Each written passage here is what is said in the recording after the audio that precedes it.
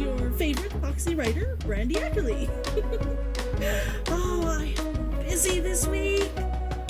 Spent a bit of time modifying my avatar. As you can see. I've been wanting a tail since my very first design, and I finally had enough skill and time to actually find a way to do it. The skill part was partially due to the skill needed to make it on Vroid, and also because of the way it's made, I actually had to take it out of Vroid and put it into Unity to get it working properly. It's actually a very common thing to need to be able to do, but I was super excited to be able to do it myself now. Since I found out about VTubing a few years back, I've been wanting to get into it. But I really wanted to learn how to use the technology, all of it. It's one of the reasons I've been so active in making new clothes and changes to my avatar and trying to learn how to do more than just the basic stuff. I'm so glad to be able to finally consider myself maybe into the intermediate category. I'm going to have to start playing with Unity a lot more and become more comfortable using it, and I can't wait to start applying myself that way too. Speaking of models and avatars though, today is the day when I announce the winner! Yes, the winner of my model that I offered! First, I would like to say I am incredibly pleased with everyone who stopped by and watched the video. Thank you so much! I got a few comments saying that people found it very helpful, and I'm so glad that they did! It is by far the best performing video that I think I've put out, which was astounding to me too. Literally, I think I had 100 views just in a month. Oh, so gratifying, so gratifying. But I know that you didn't come here to hear just about how well it performed. You came to find out about the model giveaway. I had 4 people enter, and drum roll please. Congratulations, Mikato Dragos! Now I've already contacted Mikato Dragos, and they have responded. So yes, we have a winner! We have a winner! I hope you get very, very good use out of this model. Now to continue on. Last week, Kuzunoha got attacked by a tiny octopus that she was attempting to catch. The poor little creature ended up escaping victoriously and led to Kuzunoha and Richard having an adult conversation, which led to adult fun. While I joke, the much more important part of this is the adult conversation.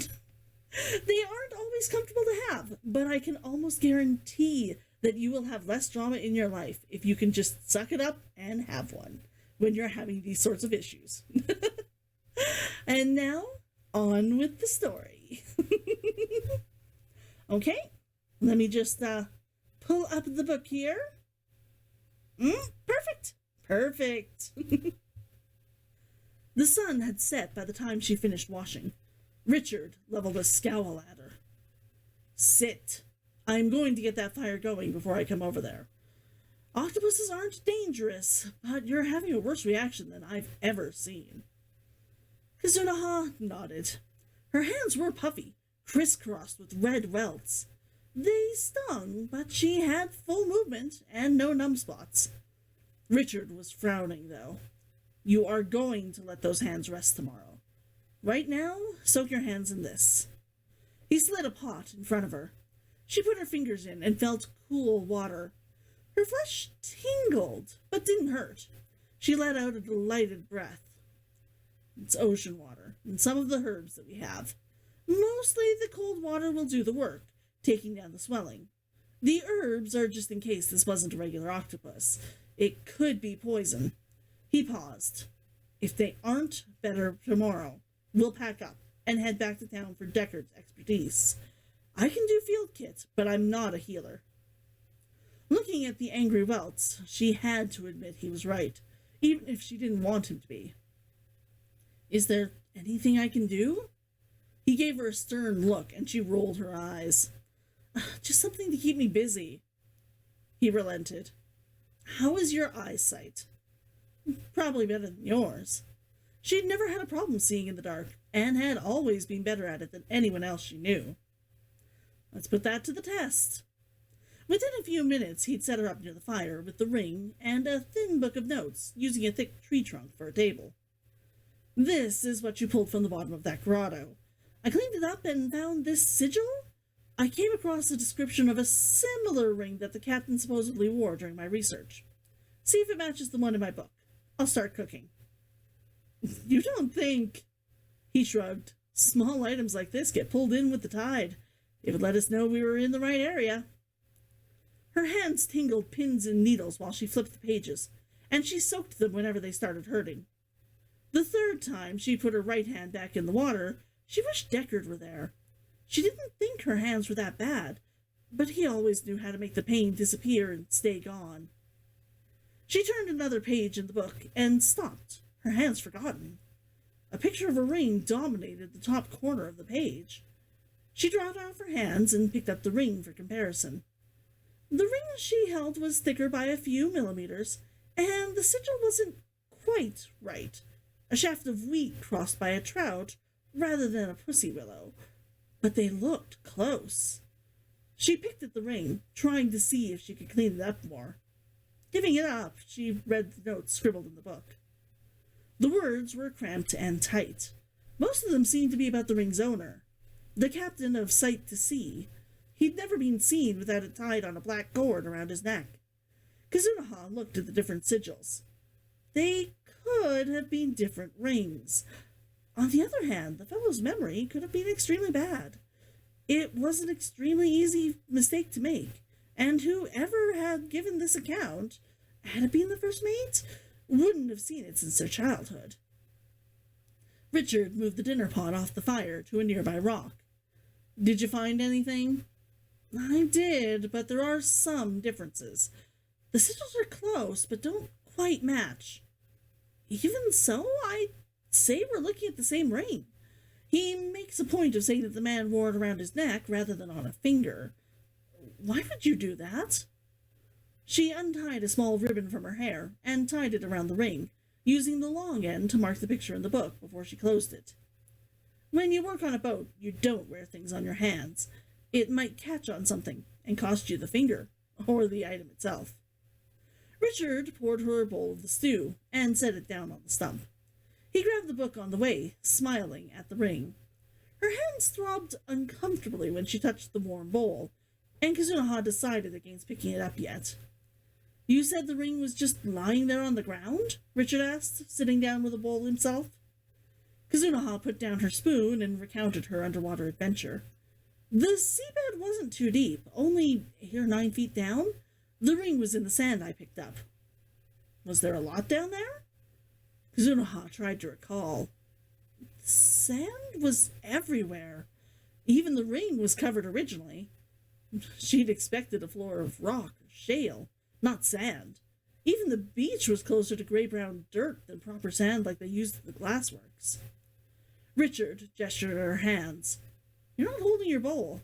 Are your hands too sensitive? She tried touching the bowl again. It was cooler to the touch, but it still hurt. She picked up the spoon. She could still eat on her own. They're sensitive to heat. Do they actually hurt, or have they gone numb? She put the spoon down and stretched them, wincing. They hurt. The spoon isn't too heavy, though. I was more worried that the poison may have done damage to your nerves. If it's still hurting, there isn't a chance of that. I'll use more of the numbing cream on you tonight, and tomorrow we'll go with just the healing stuff. It's only a few layers of skin, but we'll want them healed enough to not hurt before we continue. What will you be doing tomorrow while I sit around camp? She asked, refusing to add, while I growl at everything. Richard smiled as if he'd heard it anyway. I'm thinking that you need to rest, but you can watch just fine. I want to see if there was anything more in that sandy seabed. You did say that the ship may have sunk near land. She shook her head.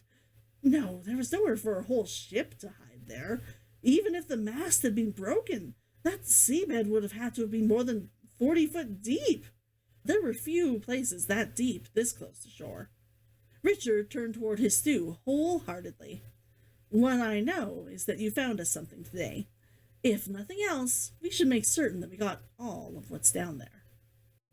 And that is the episode! It's a clue from the most unlikely of areas. I also really like that Richard and Kuzunoha make a point of looking at her hand and not saying, "We'll push ahead past all odds." That is an extremely dangerous way to go about things. So I enjoyed that while these two characters aren't the most logical or responsible, perhaps, they are still very responsible about certain things. And that's going to be it for today's episode. Please let me know in the comments below if you like my new tale. And let me know if you enjoyed the chapter or if you have any questions. If you enjoyed what I'm doing here, please remember to hit that like button. And if you want to give me an early Christmas gift, then think about subscribing or even sharing the video with your friends. Thank you so much for coming by to listen to the story, and I will see you next week.